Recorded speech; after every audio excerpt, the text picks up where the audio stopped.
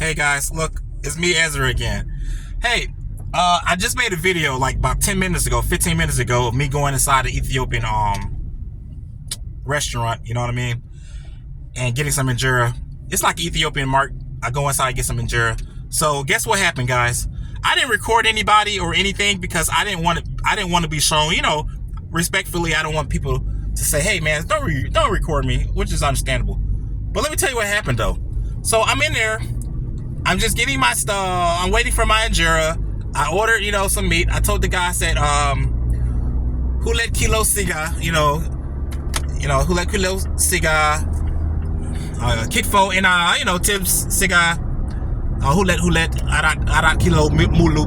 I'm telling him, hey, give me 2 pounds of kitfo, 2 pounds of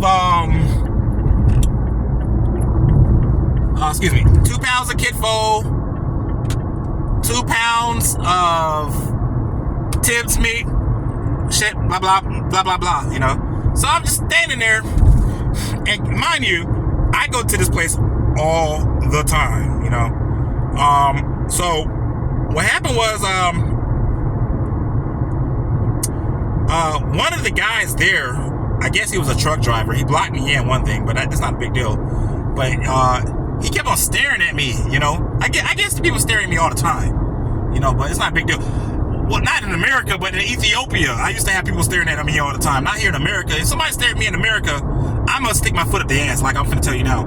So anyways, we're just standing in line, and this guy just keeps on staring at me. And I'm like, okay, I just ignore the guy. Maybe he not used to a black American walking around the store or something. And when he look at me, it's obvious that I look a little Ethiopian, but it's obvious that I'm not Ethiopian. So maybe he was like, hey, I don't look Ethiopian, by the way. I'm just saying, some people can say that sometimes. But anyways, he kept staring at me, but he wasn't staring in a polite way, to my opinion. I got like a bad energy from the dude. So what happened was, I'm waiting for my meat. The guy cutting the meat, he's taking forever, by the way. And so he's just taking his time cutting the meat up. And so the guy staring at me, and another guy in there, he looked like a damn bum.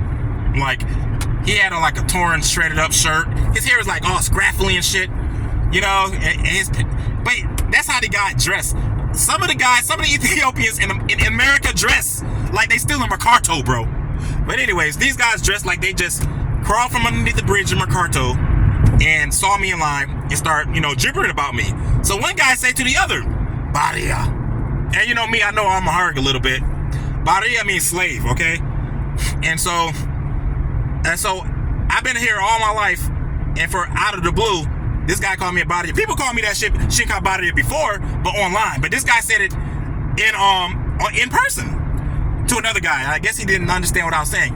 I said, hey, do we got a problem? I said, Minchika Allah, do we have a problem? And I walked up in his face. He said, you speak Amharic? I said, yeah. He said, do you speak Eritrean too? I said, no. Are you Eritrean?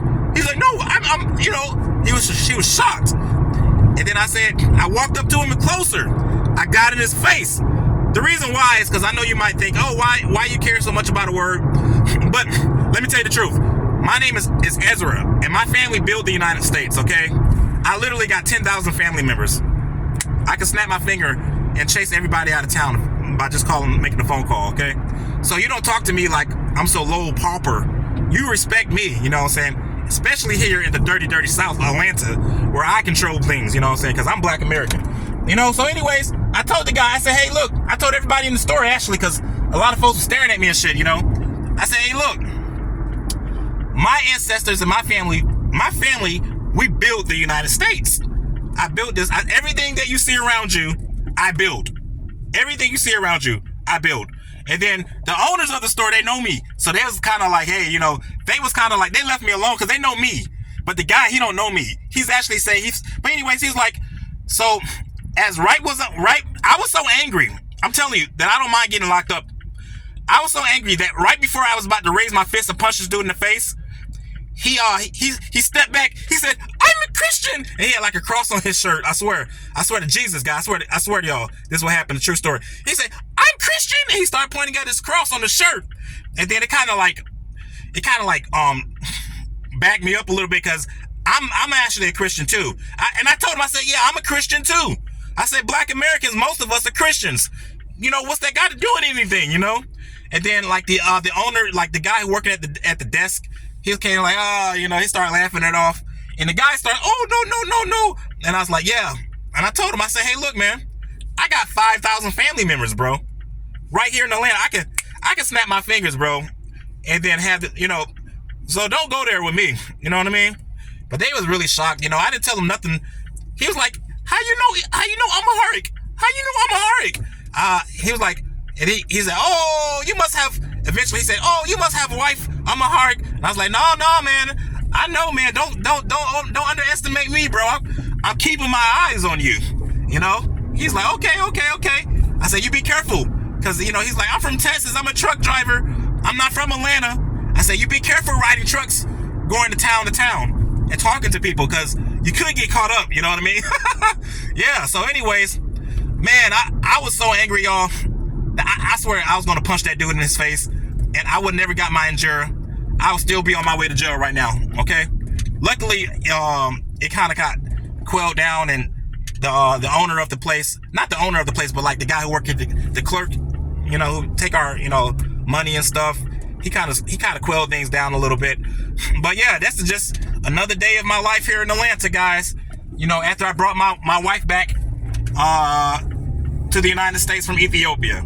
But anyway, guys, that's I'm not gonna make this too long, but that was just my little experience right there. I wanted to share with you guys with. I got called in Shinkabaria in person today. By the way, if you're a black American and you don't know what Shinkabaria means, that means nigger slave, okay? So I got called a nigger slave. And so I was about to punch the dude, but I swear, man, he had the most funniest looking face. I was gonna punch the shit out of that nigga. But anyways, guys, look, you guys have a good day, man. That's the end of my video.